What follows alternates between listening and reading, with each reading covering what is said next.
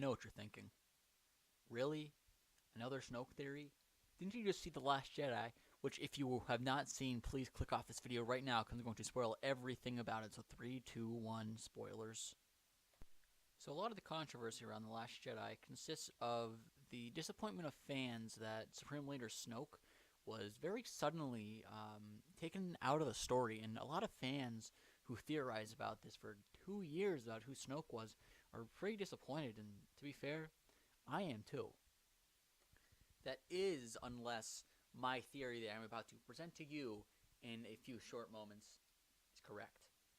So as I just stated, if you have seen Star Wars The Last Jedi, you know that in Kylo Ren's defiance against the dark side, he decided to kill Supreme Leader Snoke, and he offered Rey to throw away the Jedi, throw away the Sith, and help him start a new empire so they could rule together as nobody and Han Solo's son?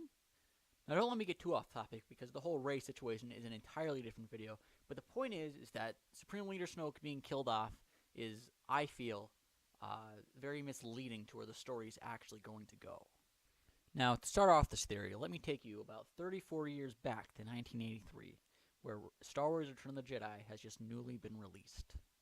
So obviously in the film, Darth Vader comes back to the light side by redeeming himself by destroying the Empire in his act of killing Emperor Palpatine. Or so we thought. Sorry, let me rephrase that. Or so you thought.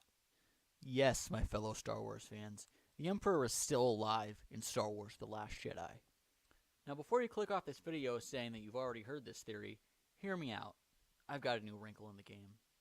So specifically in The Last Jedi, there are a lot of points and arrows pointing to the Supreme Leader Snoke being Emperor Palpatine.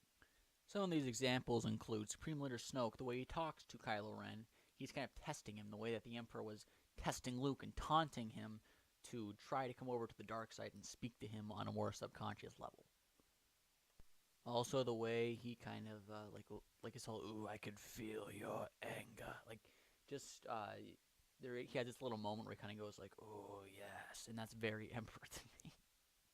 As well as all the talk about fulfilling your destiny, much like the Emperor tells Luke at the end of Return of the Jedi, and one of the more subtle musical cues where they play the throne room music, like the dun dun dun dun dun, like that theme. When they played that for Snoke, my first immediate thought was, that's the Emperor.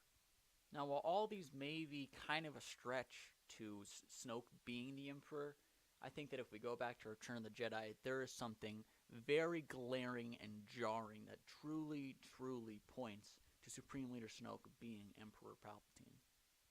There are two very specific quotes that the Emperor says that truly buys into the logic that Snoke was using, or I think that Snoke was using, to bring Kylo fully to the dark side.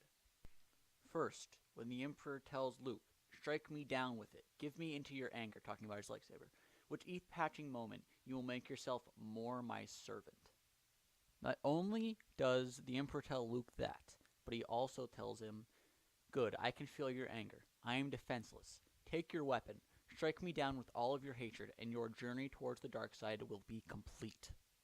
Now, with all this in mind, think about what Supreme Leader Snoke is doing to Kylo Ren in this moment of their encounter with Rey in the throne room. Snoke is trying to get Kylo to kill Rey, to bring himself away from the light and truly make his journey to the dark side complete, much like the Emperor was trying to get Luke to do by killing him. And does Kylo Ren kill Rey in this moment? No. Who does he kill? His superior. And I feel that that was all a test for Kylo to kill Snoke so he can truly become a master villain and fill all of his rage and anger and give in to the dark side. And once again, to remind you, what did the Emperor want Luke to do in Return of the Jedi? He wanted Luke to kill him so Luke would be overcome with rage and hatred so he would fully become a Sith. And that is exactly what Kylo Ren does in The Last Jedi.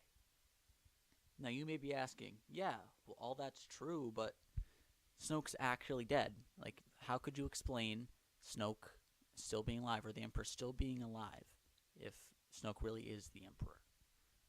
Well, if you've seen The Last Jedi, you know that what was introduced in this movie? Force holograms. And not only were Force holograms introduced, but Force holograms where you can completely change your appearance to not look like you truly do. And Luke touches Leia's hand, so you can also be tangible as a Force hologram, So that explains it. Supreme Leader Snoke was Palpatine's Force hologram to test Kylo and get him to kill him to make his dark side journey complete. So there you go, ladies and gentlemen. The Emperor is still alive, even after the events of Return of the Jedi and after the events of The Last Jedi. Now you may say, no, they're just ripping off Return of the Jedi, or they're just paying homage to Return of the Jedi.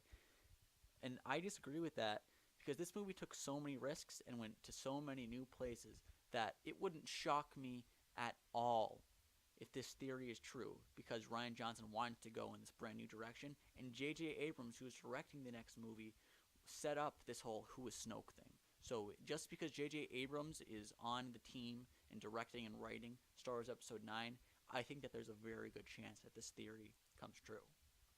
So there you go. Like it, hate it, that's my Snoke theory.